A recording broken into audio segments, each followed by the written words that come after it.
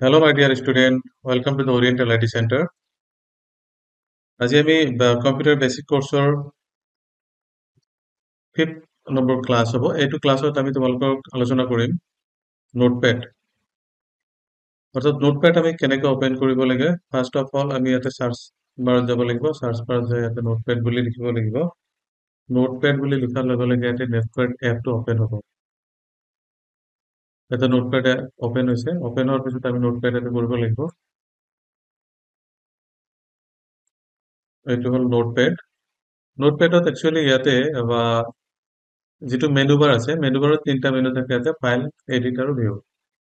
File, edit আৰু view মেনুত আমি কাম কৰিব লাগে। একচুৱেলি ফাইলটো হ'ল ইয়াতে নিউ টেব, অৰ্থাৎ নতুন নতুন টেব এটা ওলাবৰ কাৰণে ইয়াতে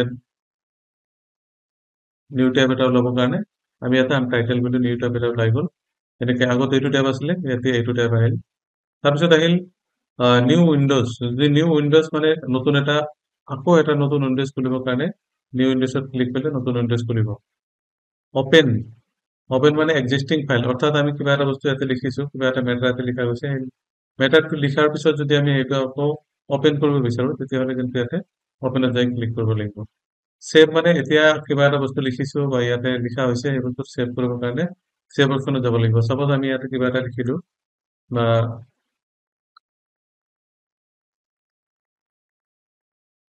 ওৰিয়েণ্টেল আইটি চেণ্টাৰ এইটো লিখিলো। লিখাৰ পিছত যদি আমি এইটো সেভ কৰিব বিচাৰো, তেতিয়াহ'লে কিন্তু আমি ইয়াতে সেভ অপশ্যনত যাব লাগিব। এইটো সেভত গ'লো।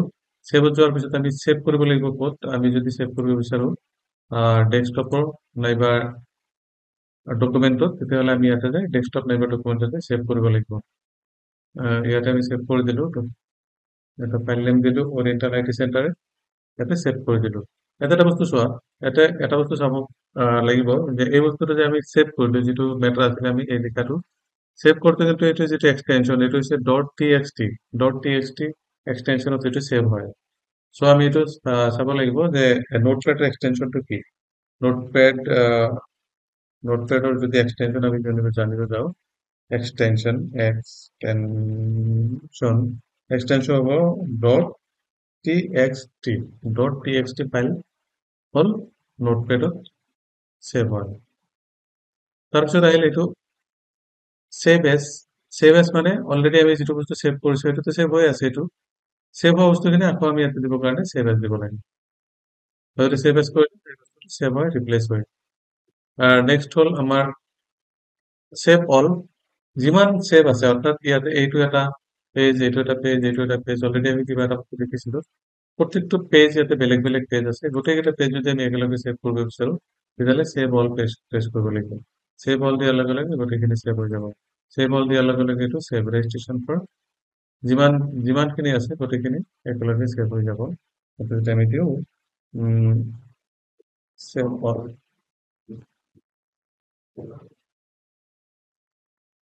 নোটপ্যাড নোটপ্যাড সেভ কৰি দিলে এইটো সেভ হৈ যাব।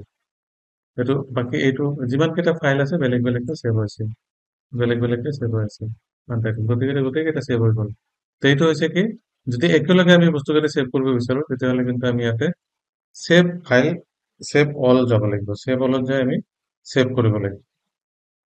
তো এইটো হ'ল আমাৰ সেভ ফাইল অপশ্যন। ফাইলত যাই আমি আকৌ পেজ ছেটআপ আছে। পেজ ছেটআপত যাই আমি পেজ ছেটিং কৰিব পাৰোঁ। সাপোজ এই যিটো পেজ আছে, কোনটো পেজত আমি লিখিব বিচাৰো সেই পেজ। ইয়াতে অলৰেডি পেজ ছেটআপত ইয়াতে দিয়া আছে লেটাৰ। আমি বিভিন্ন ধৰণৰ পেজ আছে, A3, A4, A5, B4, B5, executive, legal, letter. সচৰাচৰ আমি যিটো পেজ ব্যৱহাৰ কৰোঁ সেইটো হৈছে A4 size page. A4 size পেজটো আমি ইয়াতে চিলেক্ট কৰিব লাগিব। তাৰপিছত অৰিয়েণ্টেশ্যন। অৰিয়েণ্টেশ্যন মানে হ'ল পেজটো ইয়াতে দীঘলকৈ দিয়া আছে। ইয়াতে যদি পেজটো পথালিকে লাগে, তেতিয়াহ'লে আমি ইয়াতে লেণ্ডস্কেপ মাৰিলে পেজটো পথালিকে হৈ যায়। আৰু যদি পৰ্ট্ৰেইট মাৰো, পেজটো লম্বাকৈ হৈ যায়। সচৰাচৰ আমি কিন্তু লম্বাকৈ লিখো, গতিকে পৰ্ট্ৰেইট দিলো। যদি কেতিয়াবা আমাৰ দৰকাৰ হয় যে আমি লেণ্ডস্কেপ কৰিব লাগিব বা পেজত জাগা নহয়, তেতিয়াহ'লে কিন্তু আমি লেণ্ডস্কেপই ইউজ কৰিব লাগিব। তো আমি ইয়াতে A4 সাইজ পেজ ইউজ কৰিলো আৰু অৰিয়েণ্টেশ্যনত যায় পৰ্ট্ৰেইট ইউজ কৰিলো। তাৰপিছত হৈছে মাৰ্জিন। মাৰ্জিন মানে এইটো যিটো পেজ মাৰ্জিন লৈছে, এই মাৰ্জিনৰ চাৰিওফালে যিখিনি জাগা এৰিছে, এইটো হ'ল লেফ্ট 20 ৰাইট 20, টপ 25, বটম 25, তলত 25, ওপৰত 25, এই দুই চাইডে 20 আৰু 20 আছে। ইয়াৰ ভিতৰত আমি লিখিব লাগিব। এইটো হৈছে পেজ মাৰ্জিন। আৰু ইয়াতে হেডাৰ আৰু ফুটাৰ, যদি হেডাৰ আৰু ফুটাৰ কিবা দিব লগা হয় ইয়াতে আমি টাইপ কৰি দিব লাগিব। হেডাৰ মানে হ'ল পেজৰ ওপৰত থকা, সাপোজ অৰিয়েণ্টেল আইটি চেণ্টাৰ দিলো, আৰু তলত পেজ নাম্বাৰ 1 দিলো। এইটো হৈছে কি হেডাৰ আৰু ফুটাৰ। হেডাৰ মানে হ'ল একদম পেজৰ ওপৰত অৰ্থাৎ মাৰ্জিনৰ ওপৰত এইটো লিখা যাব, ফুটাৰটো মাৰ্জিনৰ তলত লিখা যাব। ওকে কৰি দিলো। ওকে কৰি দিয়াৰ পিছত কিন্তু আমাৰ পেজটো ছেটিং হৈ গ'ল। ছেটিং হোৱাৰ পিছত আমি যেনেকে লিখিম লিখাটো অট'মেটিকেলি ইয়াতে শ্ব' কৰিব এনেকে।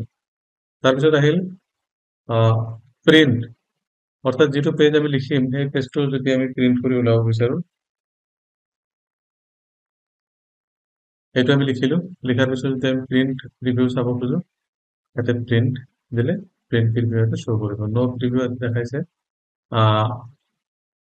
প্ৰিন্ট ফাইল, তাতে আমি সেভ কৰিব লাগিব, আমি চেক কৰিব লাগিব আমাৰ প্ৰিন্টাৰ কোনটোৰ লগত কানেকশ্যন আছে। এই প্ৰিন্টাৰটো ইয়াতে চিলেক্ট কৰি দিব লাগিব, নাইবা যদি প্ৰিন্টাৰ কানেকশ্যন নাই এড প্ৰিন্টাৰ কৰিব লাগিব।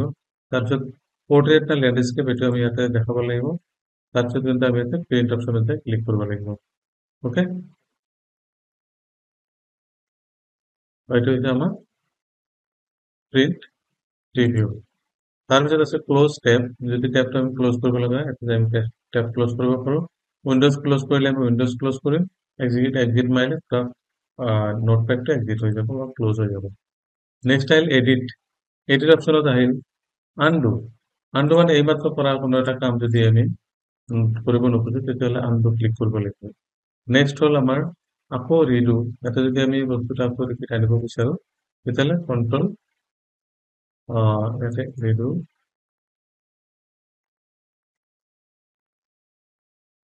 আকৌ আমি কিবা এটা লিখি আছো,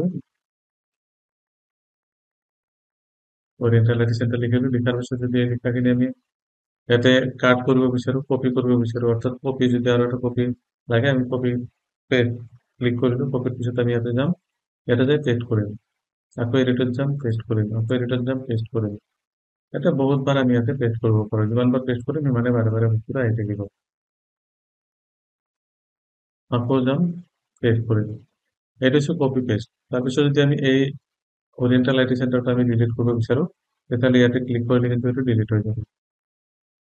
তাৰপিছত আকৌ ফাইণ্ড, অৰ্থাৎ ফাইণ্ড মানে কোনো এটা বস্তু বিচাৰিবৰ কাৰণে কিন্তু ফাইণ্ডত যাব লাগিব। চাপ'জ মই এটা ফাইণ্ড মাৰিম, ফাইণ্ডত যায় আইটি মাৰিম, আইটি,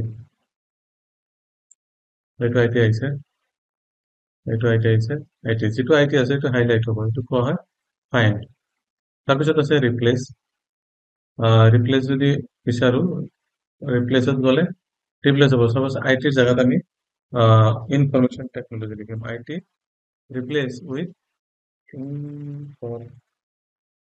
ইনফরমেশন লিখে এটি জায়গা কি লিখি ইনফরমেশন, এটা রিপ্লেস করে দিল, এটা রিপ্লেস হল, রিপ্লেস অল যদি মারি দিই যত যত আইটি আছে গোটেই এটা জায়গা কিন্তু ইয়াতে ইয়াতে ইয়াতে সবকেইটা আইটি ইনফরমেশন আহি গৈছে। তো বন্ধুসকল নিশ্চয় তোমালোকে বুজি পাইছা। মাই ডিয়াৰ ষ্টুডেণ্ট, তোমালোকে যদি বুজি নোপোৱা তেতিয়াহ'লে মোক কল কৰিবা। তলত দিয়া নাম্বাৰ, তলত এটা নাম্বাৰ আমি দি দিম, সেই নাম্বাৰত কল কৰি বুজি ল'বা যদি কোনো ধৰণৰ তোমালোকৰ ডাউট থাকে।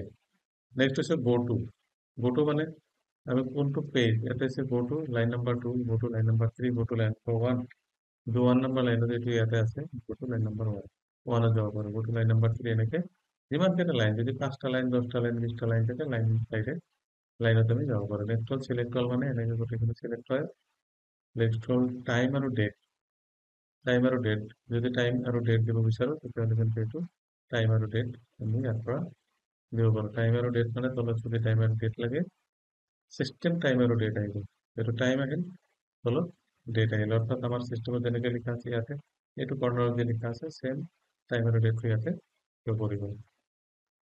নেক্সট এডিটত আছে ফন্ট, অর্থাৎ ফন্ট মানে যিটো ফন্ট স্টাইল, এই ফন্ট ফ্যামিলি বা ফন্ট স্টাইল যদি চেঞ্জ কৰিব বিচাৰোঁ তেতিয়াহ'লে আমি ইয়াৰ পৰা এৰিয়েল কৰিলোঁ। এৰিয়েল কৰাৰ লগে লগে কিন্তু আমাৰ ফন্ট স্টাইলটো চেঞ্জ হৈ গৈছে। ওকে, আমি এতিয়া এৰিয়েল দিলোঁ, এৰিয়েল দিয়াৰ পিছত আমি ওকে হৈ গ'ল। এৰিয়েল দিলোঁ, এৰিয়েল দিয়াৰ পিছত লগে লগে কিন্তু ইয়াতে হৈ গ'ল। গোটেইকেইটা ফন্ট ইয়াতে কি হৈ গৈছে, এৰিয়েল হৈ গৈছে। আগত যিমান বেলেগ বেলেগ আছিলে এতিয়া কিন্তু চব এৰিয়েল হৈ গৈছে। ওকে, তো ফন্ট ষ্টাইল হ'ল ইয়াতে, আমি ইয়াতে যাব লাগিব ফন্টত যায় যিটো ফন্ট লাগে এৰিয়েল, ৰেগুলাৰ। এৰিয়েল মানে হ'ল ইয়াতে এৰিয়েল মানে এইবিলাক হ'ল ফন্ট ষ্টাইল। তাৰপিছত ফন্টটো কেনেকুৱা লাগিব, ৰেগুলাৰ নে বৰ্ড লাগিব, বৰ্ড মানে মোটা। আৰু তলত দিয়া আছে ফন্ট চাইজ, কোনটো চাইজৰ ফন্ট লাগিব। এইকেইটা চাইজ দিয়াৰ লগে লগে আমাৰ ইয়াতে চাইজটো আমি গম পাই যাম। ওকে, তো এইখিনি হ'ল আমাৰ settings.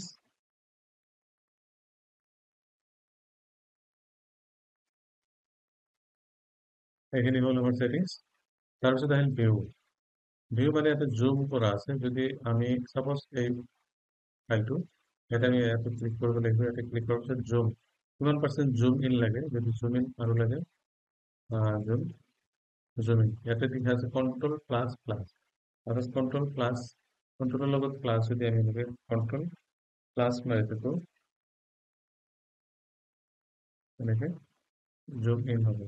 Control minus Karol zoom in হবে। অৰ্থাৎ কিবোৰ্ডেৰ পৰা কন্ট্রোল প্রেস করি, যদি প্লাস প্রেস করো, কন্ট্রোল প্রেস করে যদি প্লাস প্রেস করো এইটো জুম ইন হব, আর কন্ট্রোল প্রেস করে মাইনাস প্রেস করলে জুম আউট হব। ওকে, তাৰপিছত হল স্ট্যাটাস বার। যদি আমার স্ট্যাটাস বার লাগে একটু করলে স্ট্যাটাস বার বসে গেল। অথবা যদি লাগে আমি স্ট্যাটাস বার এতে দেখা দিই। এতে উইন্ডোজ এতে লেখা আছে স্ট্যাটাস বার, এটু টোটাল কিমান ক্যারেক্টার এতে লেখা আছে, কিমান লাইন আছে, কিমান কলম আছে, ওটি এত শো করে। তাৰপিছত ওয়াৰ্ড ৰ্যাপ, ওয়াৰ্ড ৰ্যাপ মানে যদি ওয়াৰ্ড ৰ্যাপ আমাৰ ইয়াতে দিব বিচাৰো তাহলে ওয়ার্ড র্যাপ আহিব। ওয়ার্ড র্যাপ মানে লাইনটো মানে পেজত একদম যেটো আমার স্ক্রিন আছে স্ক্রিনের লগত মিলোৱা দেখা পাম আমি ওয়াৰ্ড ৰ্যাপ। তো মাই ডিয়াৰ ষ্টুডেণ্ট, আজি নোটপ্যাড আমি কমপ্লিট কৰিলো। তোমালোকে নোটপ্যাডটো চাবা। আৰু এটা কথা মই লাষ্টত কৈ দিওঁ, একচুৱেলি আমাৰ নোটপ্যাডটো ক'ত ইউজ কৰা হয়। নোটপ্যাডটো আমি ইয়াৰ পিছত কিন্তু ইউজ কৰিম। বেসিক্যালি নোটপ্যাডটো ইউজ কৰা হয় আমি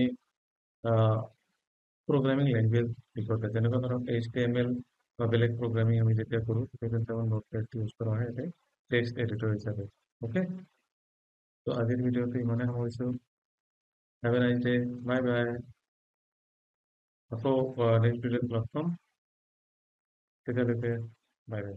থেংক ইউ ভেৰি মাছ।